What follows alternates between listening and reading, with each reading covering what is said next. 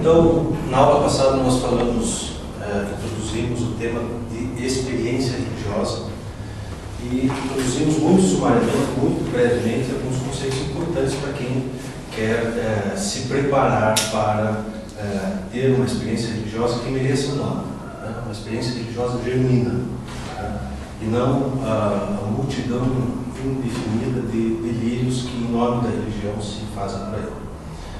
Hoje nós vamos seguir esse tema aprofundando alguns conceitos e, na segunda parte, exemplificar de modo prático, concreto e específico para o nosso sistema religioso aquilo que na aula passada e nessa primeira parte da nossa aula nós teremos explicado.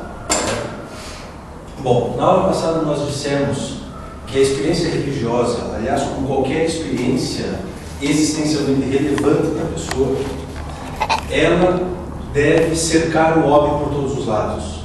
Não sei se vocês lembram que nós dizíamos que as experiências existencialmente relevantes são aquelas que ativam, instigam, suscitam o funcionamento da mente, instigam, suscitam e põem em movimento as emoções, os sentimentos, a vontade e também envolvem a pessoa do ponto de vista físico, através da percepção e das ações. Ou seja, experiências que não satisfazem essa abrangência mínima, né, são experiências ou são pedaços de experiências, são experiências muito fragmentárias e que não assumem, por isso mesmo, uma relevância existencial profunda, né? É só vocês lembrarem da existência de vocês mesmos. Aquelas experiências que ficam mais marcadas na memória são aquelas com as quais nós tivemos mais pontos de ligação.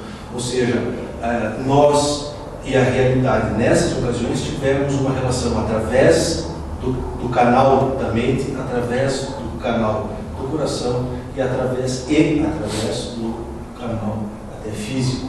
Essas são as experiências que mais marcam o espírito humano. Bom, na primeira aula desse ciclo nós fizemos uma breve mapeada, né, de como é a realidade, inclusive a realidade do homem, segundo a metafísica das tradições espirituais, né? Eu quero retomar isso bastante brevemente, para daí nós passarmos ao tema próprio dessa aula. Então, a maior parte das religiões todas as religiões têm uma determinada visão sobre o homem, o que é o homem, como se constitui, o que ele é e como se constituem os prolongamentos da sua existência manifesta, né? E nem todos os arranjos antropológicos, religiosos coincidem. Existem diferenças, né? Mas no essencial todas as religiões concordam. Todas as religiões concordam, por exemplo, que a realidade do homem não se esgota na sua dimensão física, né?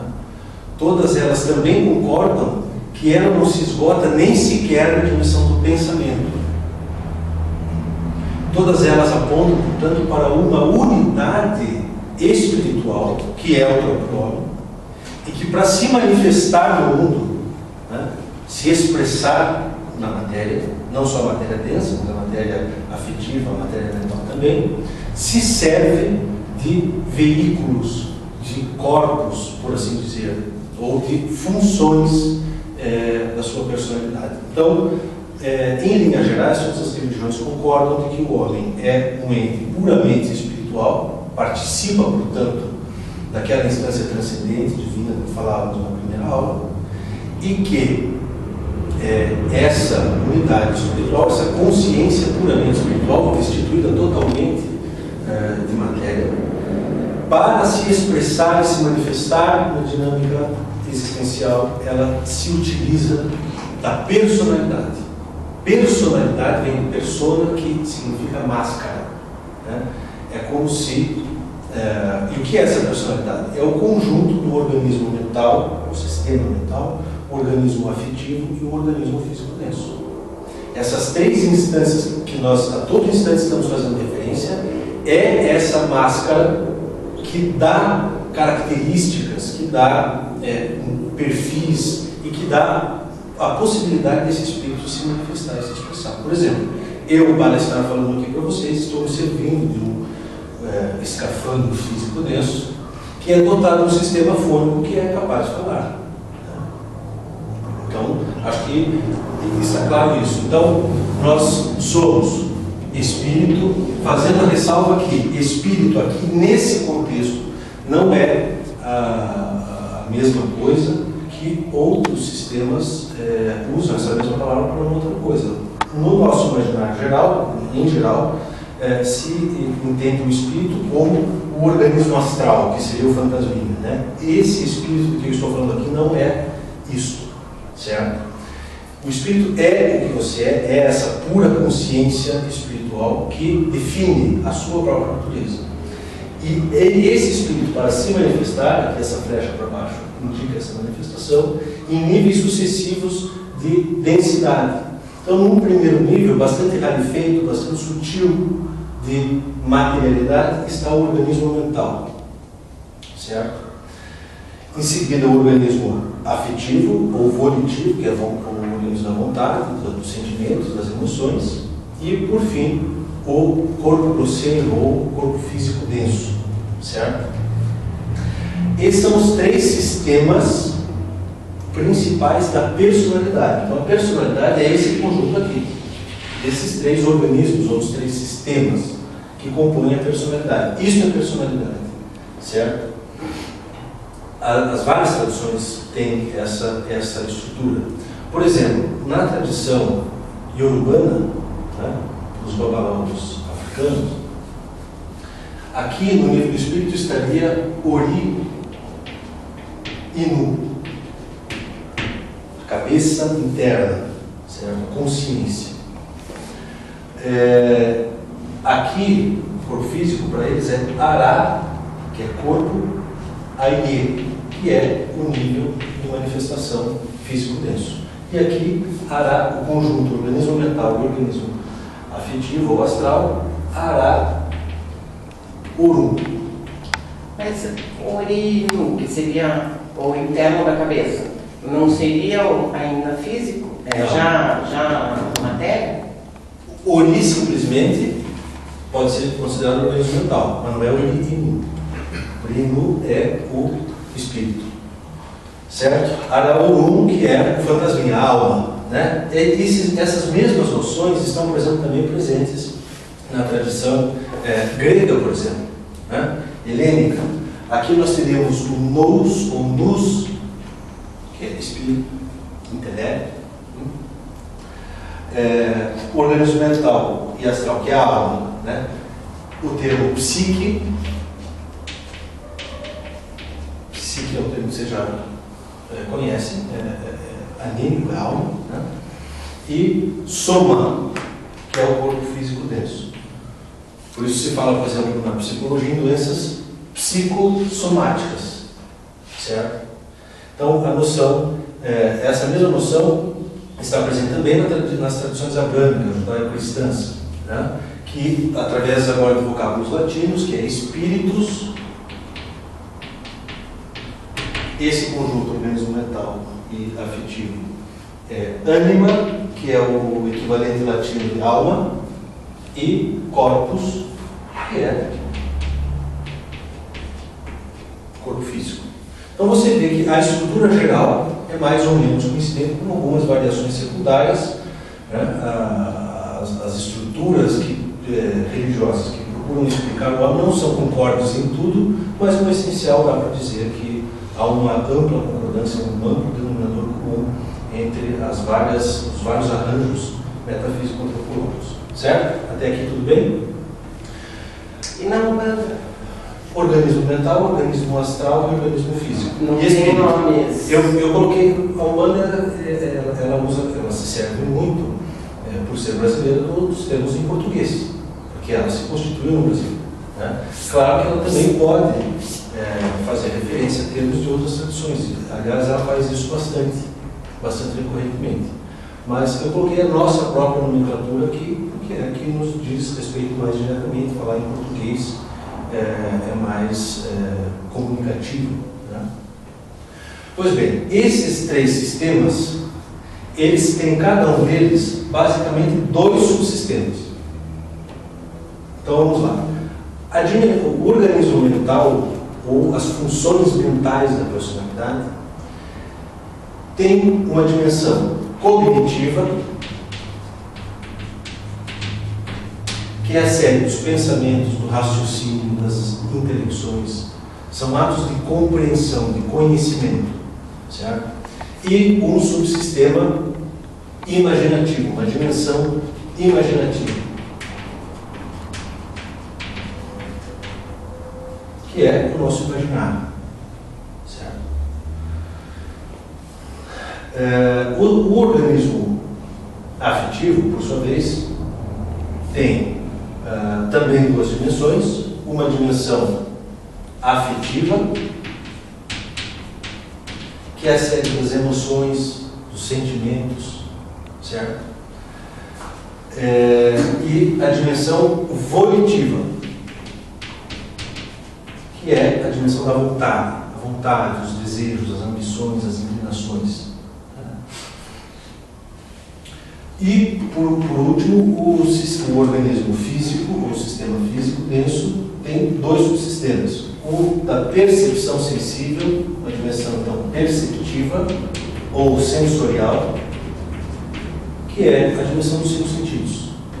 Certo? São as aberturas de que o organismo físico é dotado para que estímulos sensíveis vem de sensação, de percepção sensível, pela visão, pela audição, olfato, paladar e tato, possam fazer ingresso na estrutura, inicialmente, claro, física, e depois se projeta para cima para as estruturas psíquicas, certo? Na dimensão perceptiva, ou sensorial, ou sensível, certo? E, claro, uma dimensão ativa, que é a série das ações, as ações concretas. Para cada um desses subsistemas, as religiões têm fatores de ativação desses subsistemas. Fatores que ativam, que, como eu disse no início, suscitam, provocam a movimentação nesses sistemas específicos. Na dimensão cognitiva, os atos de compreensão e até de compreensão racional, quando eu digo racional, estou falando de razão no sentido assim, de raciocínios lógicos, né? Sejam dedutivos ou indutivos, mas isso a gente vai retomar mais profundamente na sequência. Para hoje não interessa esses desdobramentos, né? Existe a teologia. O próprio sufixo logia, logos, faz referência a essa dimensão de compreensão, de conhecimento, né? De estudo, de exame, né? Então a teologia é o conjunto de proposições abstratas que nos informam alguma coisa através do discurso lógico, através do discurso linguístico, inclusive. É isso que nós estamos fazendo aqui, por exemplo, certo? A dimensão imaginativa da personalidade, ela é influenciada pela simbólica, principalmente pela simbólica das religiões. Toda religião também tem uma simbólica, um conjunto de símbolos, de mitos, de lendas, de imagens, que muitas vezes ensinam mais do que o discurso abstrato, conceitual da teologia, ou se não mais, pelo menos, mais concretamente, né? A pessoa se esquece menos das imagens do que dos conceitos, né? A memória é um subproduto do imaginário. Então, por isso, as imagens que nos ficam mais facilmente, mais longevamente armazenadas na memória do que conceitos abstratos, certo? Na dimensão afetiva, né, os sentimentos religiosos, as emoções religiosas, nós temos a mística devocional.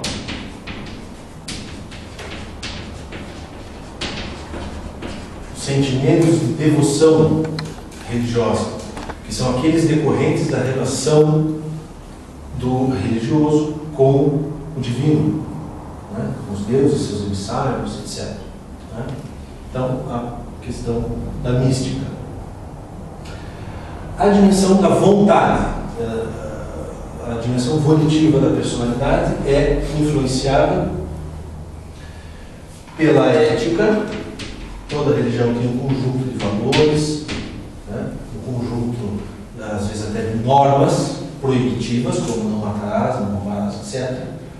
Ou mandamentais, amarás o Senhor teu Deus acima de todas as coisas, etc. Né? Mas também a chamada ascética. Vou colocar assim, que vale tanto para a ética quanto para a ascética. A ascética, mais do que conjuntos de normas de comportamento, né, são aqueles valores e aquelas técnicas destinadas a algo mais ambicioso e mais difícil do que simplesmente não matar, não roubar, não cobiçar o cônjuge alheio, etc. Né, que é a inclinação ao divino, a realização espiritual de si mesmo. Né. Ascese, com SC, ascese é subida. Né. Esse processo de desenvolvimento espiritual do homem. Isso tem a ver com a vontade, porque sem a vontade isso não tem como acontecer. Então é um conjunto de valores que a religião disponibiliza para que a vontade humana se incline a eles. Certo? Então, a ética e a ascese. Na dimensão perceptiva ou sensorial da personalidade, como nós já vimos também na aula passada, nós temos principalmente a arte sacra. Toda religião tem um acervo fecundo, até maravilhoso, né, de músicas, cânticos, ou de artes plásticas, visuais, ou defumações, né, fumigações que estimulem positivamente o olfato e assim por diante. Né? Então, a arte sacra é a religião se servindo da arte, que é um outro setor da cultura, para impressionar positivamente os seus sentidos humanos. Isso já está na dimensão física. Quando você ouve um determinado cântico sagrado, você ouve com o ouvido físico. Né? Claro que o resultado dessa percepção sensível depois se projeta e gera, por exemplo, uma emoção. Mas no primeiro momento, isso é estético. A estesis do grego, que gera a palavra estético, vem de sensorialidade. Certo? Então, a arte sacra.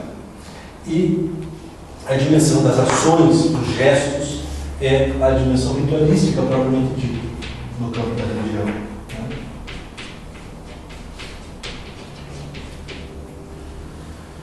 Então, como o que significa, por que você bate a cabeça, por que você faz isso, faz aquilo, não é do rito, né? Como que você se comporta gestualmente durante o rito. Né? Então é a rito-liturgia ou a ritualística daquela religião. Então veja como todas as religiões têm um acervo enorme de fatores que estimulam o homem de alto a baixo, né? Por todos os lados. Certo? Alguma dúvida até aqui? Não? Então, vamos seguir.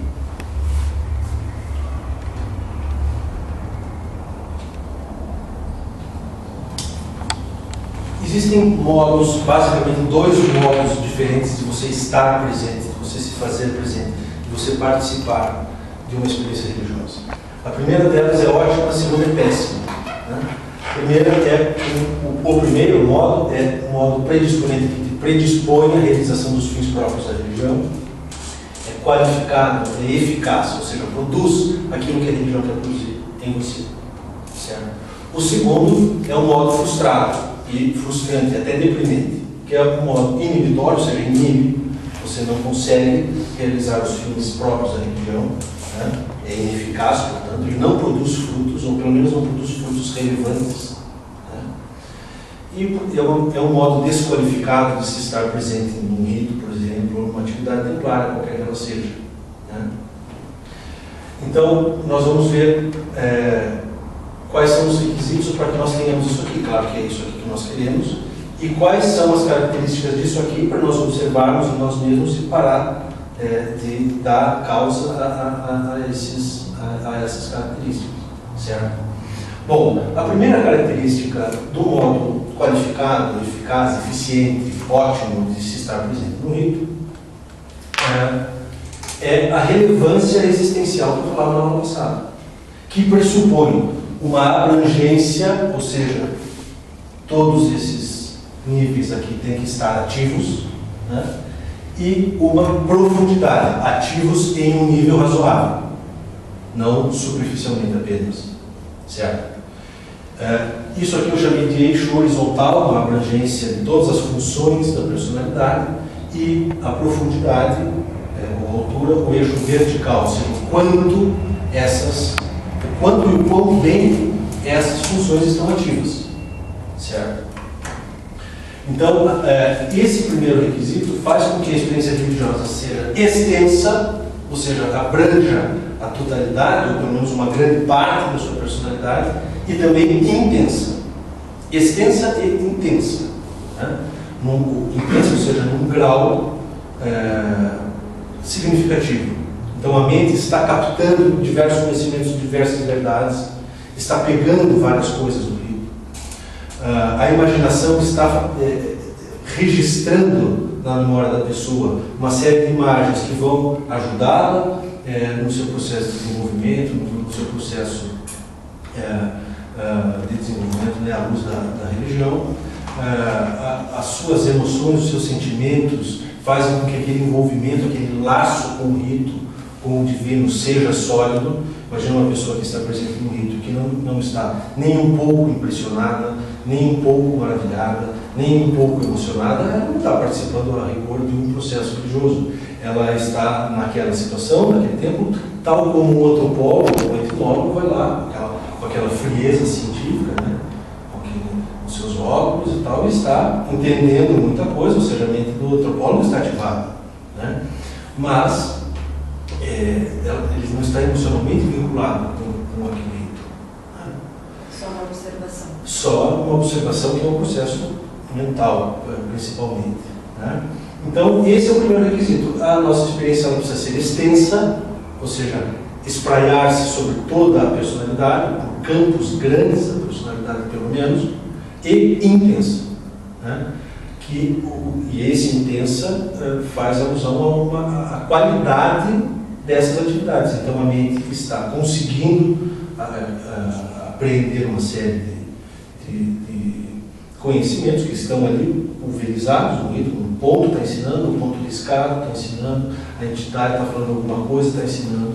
Né? Então, a mente está captando com bom êxito as verdades que estão ali disponíveis. Né? O coração está acompanhando a dinâmica do rito, então tem um momento de alegria, um momento de seriedade, um momento de extroversão, um momento de introversão. Nós vamos ver na segunda parte isso de forma bem concreta, então não vou antecipar exemplos agora. Tá? Alguma dúvida quanto a esse primeiro requisito? O segundo é que essa experiência seja consciente e intencional. O que isso significa? Essa experiência é melhor que você tenha consciência do que está acontecendo, porque muitas vezes, mesmo que você esteja distraído, emocionalmente refratário ao rito, aqueles estímulos estão entrando, né? Você está ouvindo, afinal de contas, o ponto, mas você não está tendo consciência do que ele está dizendo, você não toma posse consciente de que aquilo entrou. Então aquilo fica armazenado no seu inconsciente, quando muito, no melhor das hipóteses. Claro que isso já é melhor do que nada. Né?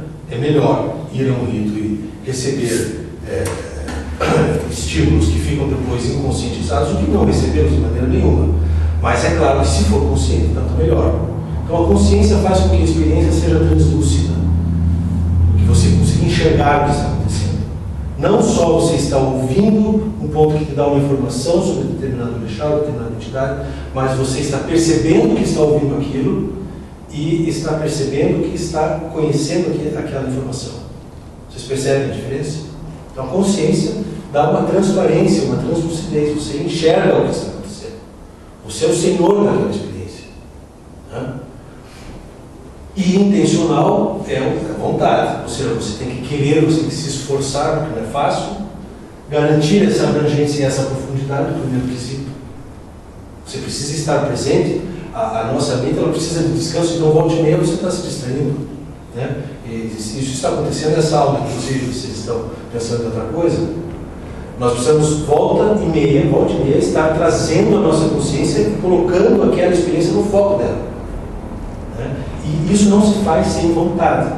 As suas atividades, né, sua imaginação, sua cognição, sua emoção, etc., não vão funcionar tão bem se vocês não quiserem, se vocês não tiverem vontade de que isso aconteça, né? Eu já vou falar mais sobre isso nesse outro quadro aqui. Então, consciente e intencional. Alguma dúvida sobre esse segundo? Terceira, coerente. Tem que haver uma coerência interna entre todas essas funções. Elas não podem duelar. Então, você está num rito, participando do rito, e para sua sensatez racional, faz sentido que o coração se emocione. E vice-versa, né? Porque o coração faz sentido e o coração se alegra quando a mente consegue uma nova verdade. Então há uma sincronia, há uma mútua solidariedade entre as várias funções. Elas não colidem entre si. O que não acontece, por exemplo, com aqueles exemplos de hipertrofia que eu falei na última aula. Hipertrofia e atrofia, que também já vou falar aqui na sequência. Um racionalista, não necessariamente aquele que é racionalista por ser meio chato, mas até aquele que foi muito influenciado por uma cultura religiosa, que é a cultura ocidental moderna, e tem dificuldades de ter uma devoção, ou tem dificuldades da linguagem simbólica, ele quer tudo cirurgicamente em linguagem conceitual. Eu mesmo já padeci desse problema, conheço um grande amigo que também tem essa dificuldade, assim, de boa fé, né? Essa pessoa, o funcionamento do aparato cognitivo dela está hipertrofiado, está ocupando o espaço de outras funções, está duelando, não está dando espaço para essas outras funções da personalidade, né? Então, o ideal para que a experiência religiosa seja qualificada, seja eficiente, seja produtiva, é que haja uma solidariedade, um processo de recíproco beneficiamento entre as várias funções da personalidade. Isso é até muito natural. Quando você percebe uma coisa, isso eu dei um exemplo no ano passado, que você estava cantando um determinado ponto cantado, há 10 anos nunca tinha percebido um segredo, uma coisa que tem ali dentro daquela letra, e quando você percebe aquilo, você se alegra.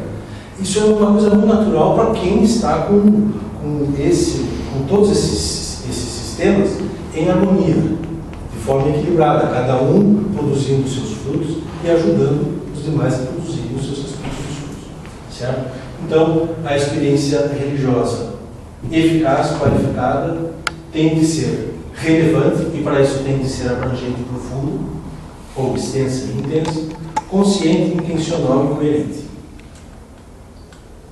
Certo? Alguém tem alguma dúvida? Até aqui? Bom, é evidente que esse segundo modo de se estar presente vai ser o negativo daquilo que a gente falou até agora. Vai ser o contrário. Então, se aqui havia relevância existencial, aqui vai haver vulgaridade. A experiência vai ser vulgar, né? Ela não vai ser dotada de profundidade nem de abrangência, de extensão abrangente. Certo? A experiência vulgar, ela pode aqui, hipertrofias e atrofias. Então você só está presente, por exemplo, nessa dimensão aqui.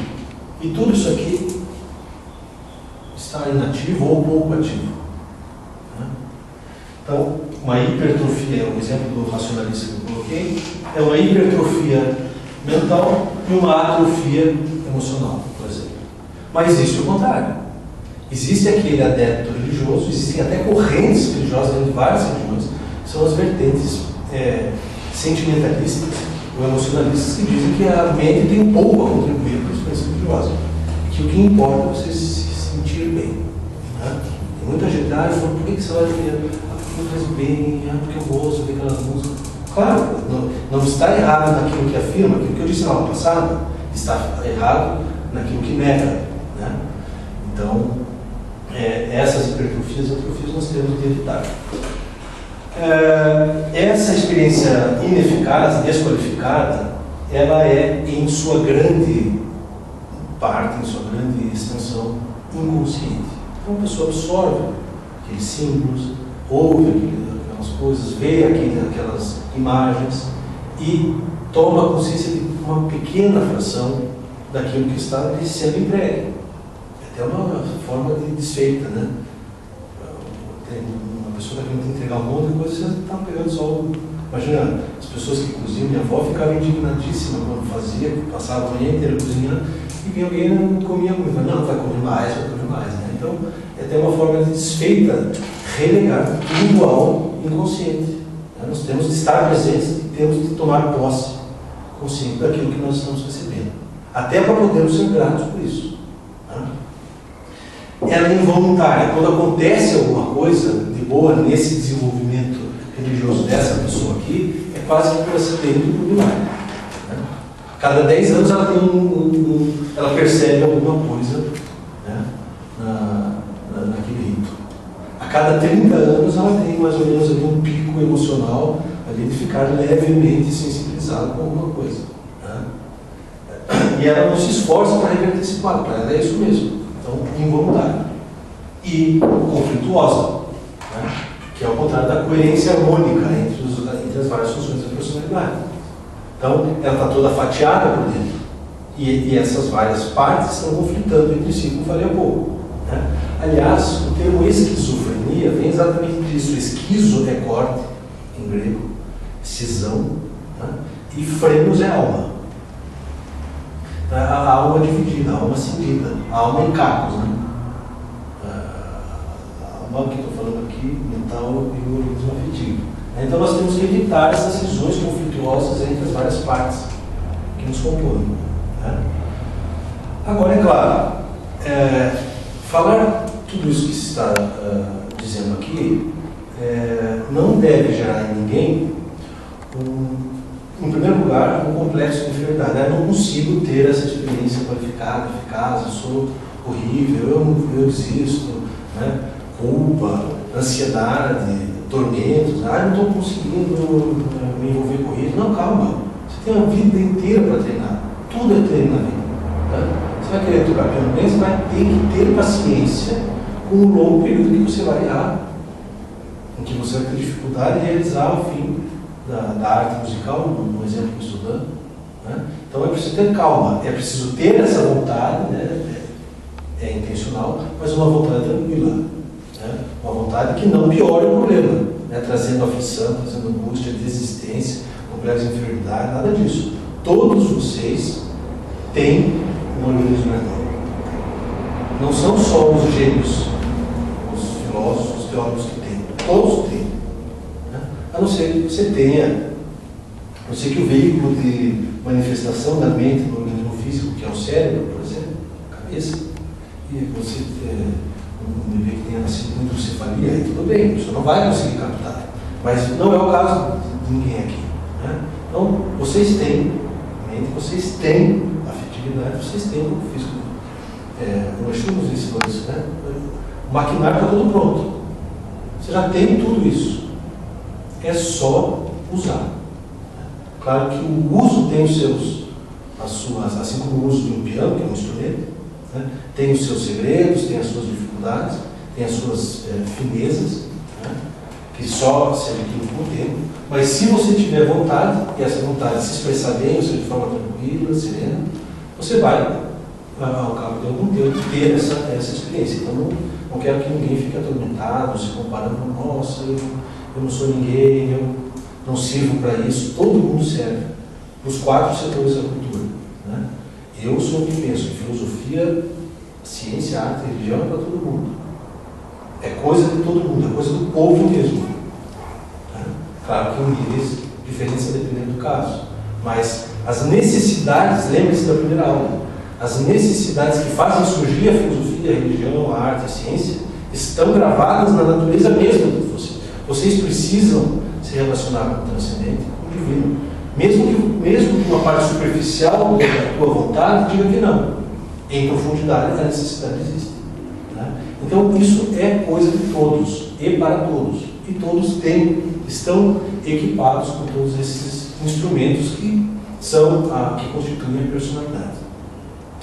Alguma dúvida? Último quadro aqui. Uma experiência, última coisa que eu quero dizer antes da gente dar um intervalo. Uma experiência, ela se apresenta para você como uma totalidade confusa. Confusa significa fusionada. Ela está tudo misturado ali. Por exemplo, no ponto cantado, no cântico sacro, existe a letra, a melodia, o ritmo, mas tudo vem de uma vez só. Você não ouve o ritmo para depois ouvir a melodia, para depois, com o tempo, ouvir a letra e pensar, refletir o que ela significa. Não, vem tudo ao mesmo tempo. Só que esse é só um dos elementos do ritmo. Quando está vendo o cântico, os teus pensamentos estão acontecendo, não sei quem está fazendo não sei o quê, ou seja, é um monte de informação. Então, é uma totalidade complexa e confusa que se apresenta a você. Né? É um fenômeno bruto, ele vem assim, né? Tudo de uma vez só. E é complexo, ou seja, tem muita coisa. Tem coisas que exigem, como eu estou dizendo até agora, né? Coisas que exigem o funcionamento do intelecto para que perceba alguma coisa, coisas que exigem o concurso da afetividade para que haja um laço emocional, etc. Né? Então, é um fenômeno complexo e que, portanto, exige a integridade do sujeito. Essa é uma frase do Fritjof Schumann. A complexidade do objeto exige a integridade do sujeito. Já que o objeto, ou seja, aquilo que está fora, né, vem tudo de uma vez e ele é complexo, ele não é simples, ou seja, não é constituído de uma só parte, mas de várias partes, algumas dessas partes são correspondentes à tua mente, algumas dessas partes são correspondentes ao teu organismo afetivo, e algumas dessas partes têm relação com o seu organismo físico. Certo?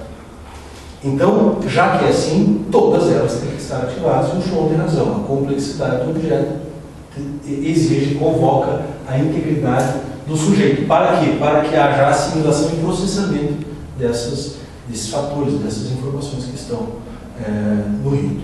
Certo? Então, só para resumir, ficou aqui, ó. A experiência religiosa qualificada, eficaz, deve ser relevante, consciente, objeto de vontade e integrada. Né?